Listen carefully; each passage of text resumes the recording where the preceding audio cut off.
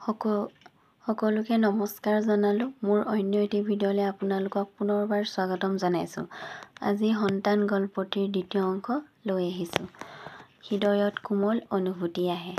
মোৰ যদি এনেকুৱা সন্তান এটা থকা হ'লে তাকো মই খুব মৰমেৰে মাতিলোহেঁতেন, কথা পাতিলোহেঁতেন। বুকুৰ বুকুতেই থাকি যায়। কাক ক'ম, কোনে উপলব্ধি কৰিব? উপলব্ধি কৰিব এজন ব্যক্তি আছে, মোৰ স্বামী গজেন।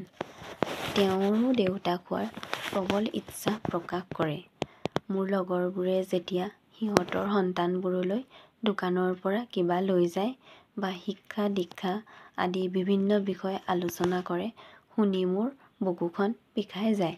যেতিয়া আত্মীয় স্বজনৰ ঘৰত কিবা সামাজিক অনুষ্ঠান আয়োজন কৰে, তেতিয়া তাত গোট খোৱা বাই ভনী ককাই ভাই তেওঁলোকৰ ল'ৰা ছোৱালীবোৰে নানা ভাষাৰে নতুন সাজেৰে কথা পাতে। মোৰ বুকুৰ ভিতৰত জুই জ্বলে জানা। মোৰো থকা হ'লে হয়তো সিও খেলিলেহেঁতেন। মনতে চাই কিমান আনন্দ লভিলোহেঁতেন। পঢ়াশালিৰ পৰা উভতি যাওঁতে তেওঁ মোৰ মুখখন দেখিয়েই তেওঁ সকলো কথা উপলব্ধি কৰে, কিন্তু একো নকয়। তেওঁ নিজৰ কামত ব্যস্ত থাকে। তেওঁ কথা খুব কম কয়। সকলোৰে লগত মিলি থাকিব বিচাৰে। হাই কাজিয়া বেয়া ভাল নাপায়। ঈশ্বৰৰ প্ৰতি প্ৰবল ভক্তি, আধ্যাত্মিক সাধনা আছে। তেওঁ ধৰ্মগ্ৰন্থ অধ্যয়ন কৰে যদিও মোক নকবলৈ কয়। তেওঁ কয়, মই যেতিয়া এইবিলাক পঢ়ি তাৰ কথাবিলাক অনুশীলন কৰি জীৱনত প্ৰয়োগ কৰিব পাৰিম, তেতিয়া মোৰ পঢ়াটো সফল হৈছে বুলি ভাবিম।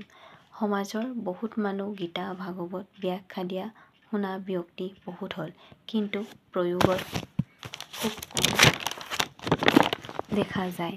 সেয়েহে এইবিলাক মোৰ গোপনে থাকক। মোৰ লগত তেওঁ খুব তৰ্ক কম কৰে, মান্য ভাষা ব্যৱহাৰ কৰে। মোৰহে খংটো অলপ বেছি। নক'বলগীয়া কথাও কেতিয়াবা কৈ পাওঁ। পিছত মনটো খুব বেয়া লাগে।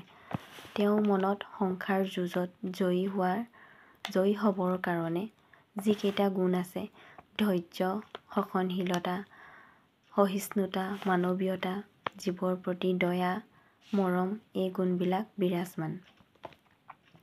গল্পটোৰ বাকী অংশ পৰৱৰ্তী ভিডিঅ'ত আগবঢ়াম। গল্পটো শুনি ভাল লাগিলে লাইক কৰিব, ছাবস্ক্ৰাইব কৰিব, শ্বেয়াৰ কৰিব, কমেণ্ট কৰিব। আগলৈ এনেদৰে লিখিবলৈ গঠনমূলক পৰামৰ্শ আৰু আশীৰ্বাদ দিব বুলি আশা কৰিলোঁ। ধন্যবাদ।